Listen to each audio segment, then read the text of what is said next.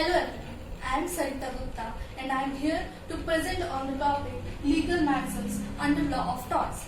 So, as a law student, there is very much needed to understand what is a legal maxim. So first we look into what is legal maxim, then we will look into what do you mean by a law of torts. So, first, what is a legal maxim? So legal maxim is generally used to avoid a long definition. It may be used in law as a fundamental rule or a principle and has to be followed by the society. Now we will look into what is the meaning of law of tort. First of all, this concept is not much developed in India as in other countries. So a law of tort or a tort is a civil wrong which is derived from the word tortum, which means twisting. So to constitute a wrong under tort, there are some essential conditions or essential elements. Let us look into these elements one by one. First is wrongful act. In order to make a person liable under law of tort, there should be a wrongful act by the defendant. So, a wrongful act means a legally wrongful act, not a socially or moral wrong is a wrongful act under law of tort. For example, not helping a person who is starving is not a wrongful act. Second element is there should be a legal damages.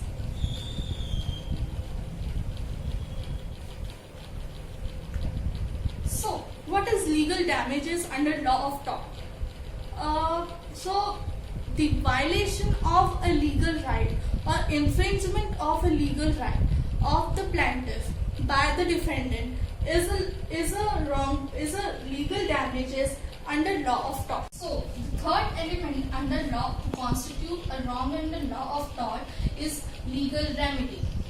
So, if there is a damages, there should be a remedy. So, what is a legal remedy under law of torts? Generally, under law of torts, unliquidated damages was awarded to the plaintiff. So now, what is unliquidated damages?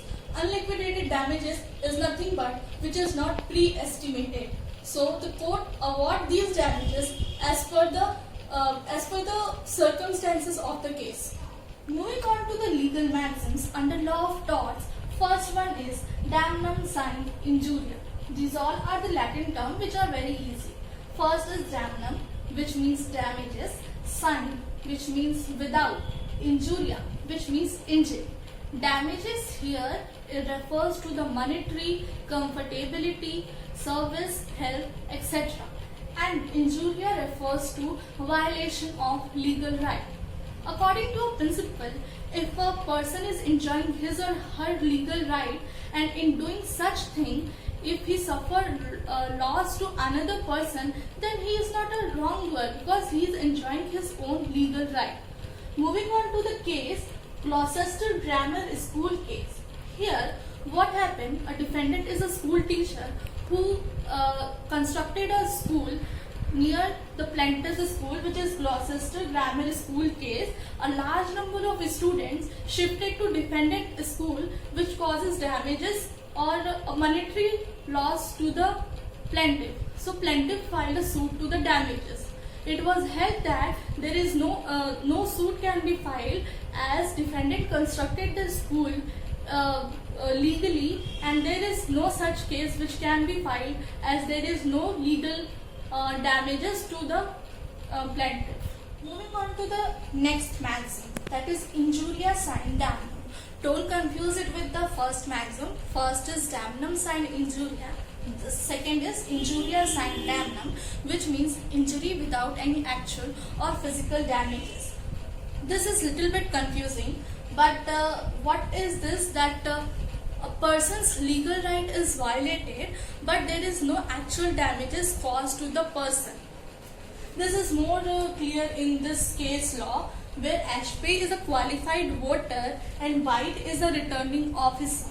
While casting the vote, the Ashby, who is a qualified voter, is obstructed by the returning officer, herein white, so there is a violation of legal right, but the plaintiff does not suffer any damages as the candidate whom he wanted to vote won the election. So there is not a damages suffered to the plaintiff, but there is a violation of legal right, and hence it was held in the case that defendant is liable for the act. On to the next, the third maxim, ubi just ibi remedium. This is also Latin term where jus means a legal authority and remedium means the person has a right of action in the court. So the maxim collectively means when there is a wrong, there is a remedy, which is also one of the essential element under the law of torts. According to this maxim, if there is any wrong committed or any rights have been violated, the court awards the remedy.